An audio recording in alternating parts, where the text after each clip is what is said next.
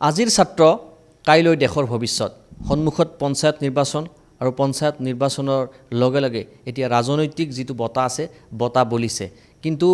এই পঞ্চায়ত নিৰ্বাচনতে ছাত্ৰ সমাজে পঞ্চায়ত নিৰ্বাচনটো কি ধৰণে দেখিছে কি দেশৰ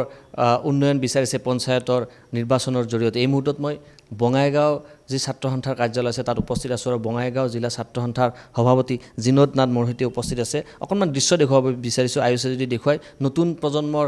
ভোটাৰো আমি এই মুহূৰ্তত তেখেতসকলৰ সৈতে দেখিছোঁ আৰু আমি ছাত্ৰ সন্থাৰ যেহেতু বঙাইগাঁও জিলা ছাত্ৰ সন্থাৰ সভাপতিগৰাকী আছে তেখেতৰ পৰা অকণমান জানিবলৈ যত্ন কৰিছোঁ আমি দেখিছোঁ যে সন্মুখত পঞ্চায়ত নিৰ্বাচন আৰু আজিৰ ছাত্ৰ কাইলৈ দেশৰ ভৱিষ্যত এই পঞ্চায়ত নিৰ্বাচনটো আপোনালোকে কি ধৰণে দেখিছে আমি জানো যে ছাত্ৰ সন্থাই কেতিয়াও ৰাজনৈতিক কথা নকয় কিন্তু যেহেতু ভোটৰ কথা আছে ভৱিষ্যতৰ কথা আছে পঞ্চায়ত নিৰ্বাচনৰ জৰিয়তে আপোনালোকে কি সলনি হোৱাটো বিচাৰিছে বা কি বিচাৰিছে হয় ইতিমধ্যে পঞ্চায়ত নিৰ্বাচনৰ যি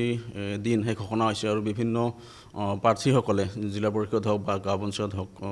গাঁও অঞ্চলত বা চহৰ অঞ্চলত তেওঁলোকে প্ৰচাৰ অভিযান আৰম্ভ কৰিছে গতিকে আমি ছাত্ৰ সন্থাৰ বিষয়ববীয়া বা আমি ছাত্ৰকৰ্মী হিচাপে আমি বিচাৰোঁ যে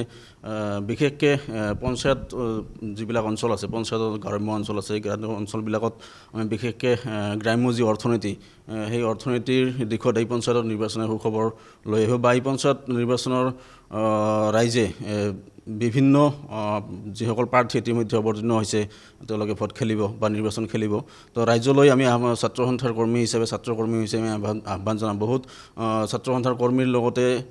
এই পঞ্চায়ত নিৰ্বাচনত বহুত নতুন ভোটাৰে অংশগ্ৰহণ কৰিব বা ভোটদান কৰিব গতিকে নতুন ভোটাৰসকললৈ আমাৰ আহ্বান বা ৰাজ্যলৈ আমাৰ আহ্বান যে এজন যোগ্য প্ৰাৰ্থী নিৰ্বাচন কৰক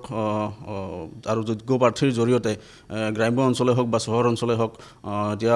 আমাক বিশেষ দৰকাৰ অৰ্থনৈতিক বিপ্লৱৰ আমি বিভিন্ন গাঁও অঞ্চলত আমি দেখিবলৈ পাওঁ যে গ্ৰাম্য অৰ্থনীতি একেবাৰে ভাঙি থান হৈছে গতিকে গ্ৰাম্য অৰ্থনীতিৰ জৰিয়তে গ্ৰাম্য অঞ্চলত বিভিন্ন ছাত্ৰ ছাত্ৰীৰ লগতে বা বিভিন্ন ৰাইজক সেই পঞ্চায়তৰ জৰিয়তে সেইখন পঞ্চায়তৰ জৰিয়তে পঞ্চায়তৰ যদি তেনেকুৱা কিবা আঁচনি ধৰি যদি সেই গাঁওখনৰ বা সেই পঞ্চায়ত জিলাখনত বিভিন্ন পঞ্চায়ত আছে বিভিন্ন গাঁও পঞ্চায়ত আছে প্ৰতিটো গাঁও পঞ্চায়তৰ অন্তৰ্গত এলেকাসমূহত বা গাঁওসমূহত যাতে এটা অৰ্থনৈতিক বিপ্লৱ আমি গঢ়ি তুলিব পাৰোঁ আমি এই নিৰ্বাচনৰ পৰা তেনেকুৱা ধৰণৰ আশা কৰিছোঁ ইয়াৰ সভাপতি জিনদ নাথ আমি নীলোৎপল চক্ৰৱৰ্তীক দেখিছোঁ কেন্দ্ৰীয় কাৰ্যনিৰ্বাহক সদৌ অসম ছাত্ৰ সন্থা আপোনাক স্বাগতম জনাইছোঁ আপুনি বঙাইগাঁৱৰে বাসিন্দা আৰু অৰ্থনীতিৰ কথা কোৱা হৈছে অৰ্থনৈতিক বিপ্লৱৰ প্ৰয়োজন আছে বুলি ইতিমধ্যে কৈছে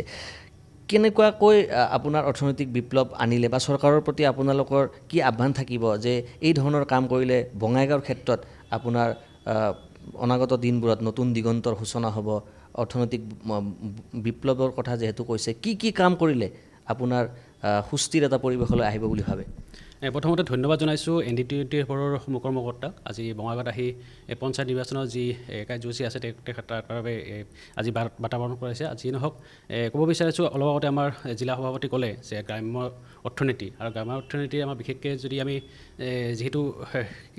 যিসকল কৃষক আছে সেই কৃষকসকল উচিত যি আঁচনিখিনি আছে সেই আঁচনিখিনি পাওক সেইখিনি আমি কামনা কৰিছোঁ লগতে এই মৎস্য পালন হওক বা পশুপালন এই মৎস্য পালন পশুপালন সেইবিলাক আচলতে আঁচনিবিলাক উচিত যিবিলাক মানে উচিত প্ৰাৰ্থী তেওঁলোকক প্ৰদান কৰক আৰু তেনেকৈ কৰিলে আমাৰ যিখিনি নিবনুৱা সমস্যা আছে নিবনুৱা সমস্যা ক'ৰবাত নহয় ক'ৰবাত বহুত দূৰ হ'ব আৰু আমি দেখিবলৈ পাইছোঁ বহু ক্ষেত্ৰত যি অটল অমৃত এটা আঁচনি আহিছিলে এই আপোনাৰ মৎস্য পালনৰ কাৰণে কিন্তু সেই মৎস্য পালন আমাৰ একেবাৰে এইটো এতিয়াতো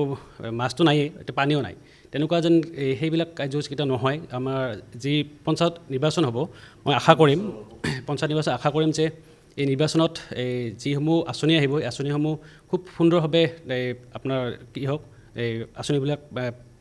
ভাল কামত নিয়োজিত হওক এইখিনি মই কামনা কৰিছোঁ আৰু যিসকল উচিত প্ৰাৰ্থী আছে আচলতে দল আমি দেখিছোঁ এইবুলি আমি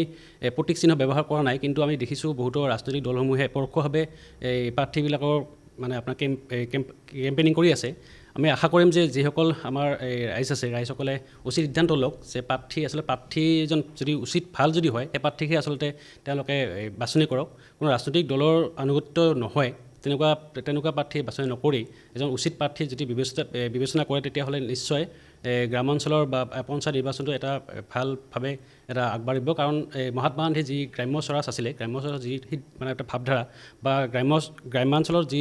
আপোনাৰ পঞ্চায়ত নিৰ্বাচন আচলতে বিকেন্দ্ৰীকৰণ কৰি বা ক্ষমতা বিকেন্দ্ৰীকৰণ কৰাৰ বাবে এটা সিদ্ধান্ত লৈছিলে বা 1996 চনত সংশোধন হৈছিলে আৰু সেই সিদ্ধান্তটো এতিয়া পঞ্চায়ত নিৰ্বাচনত আমাৰ গ্ৰাম্য অৰ্থনীতিয়ে যিহেতু আমাৰ জিলা সভাপতি ডাঙৰে ক'লে যে গ্ৰাম্য অৰ্থনীতিয়ে যিবিলাক আপোনাৰ কৃষক আছে তেওঁলোকে উচিত আঁচনি পাওক বা মৎস্য পালন পশুপালন কৰি নিবনুৱা সমস্যা বহুখিনি দূৰ কৰক এইখিনি মই কামনা কৰিছোঁ। এয়া আছিলে বঙাইগাঁও ছাত্ৰ সন্থাৰ বিষয়ববীয়াসকল আৰু দেখিবলৈ পাইছে নতুন ভোটাৰসকলো আহিছে আৰু এইবাৰ প্ৰথম ভোট দিয়া যাব, এইবাৰ প্ৰথম ভোট দিবা নেকি? হয়। কেনেকুৱা দেখি আছা? নিৰ্বাচন আহি আছে, নিৰ্বাচন কেন্দ্ৰিক কথা বতৰা আমি জানিব বিচৰা নাই, কিন্তু ভোট যিহেতু এবাৰ প্ৰথম দিবা, কি আশা কৰিছা? আশা কৰিছোঁ যে যিহেতু পঞ্চায়ত ইলেকশ্যন, প্ৰথমতে গাঁওখনৰ কথা, গাঁওখন মানে ভাল হওক আৰু সেইখিনিয়ে ভাল হ'ব লাগে। অঁ, মানে পাৰ্টি নহয় পাৰ্টি চাই ভোট দিব লাগে। হয়।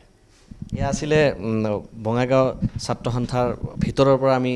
আমাৰ দৰ্শকসকলক তেখেতসকলৰ প্ৰতিক্ৰিয়া জনাই আছিলোঁ আৰু মূল কথাটোৱে হৈছে যে পাৰ্টি নহয়, পাৰ্টি চাই ভোট দিয়াৰ পোষকতা কৰিছে বঙাইগাঁও ছাত্ৰ সন্থাই আৰু তেখেতসকলৰ যি মন্তব্য আছে সেই মন্তব্যসমূহ আমি আপোনালোকক শুনাই আছিলোঁ।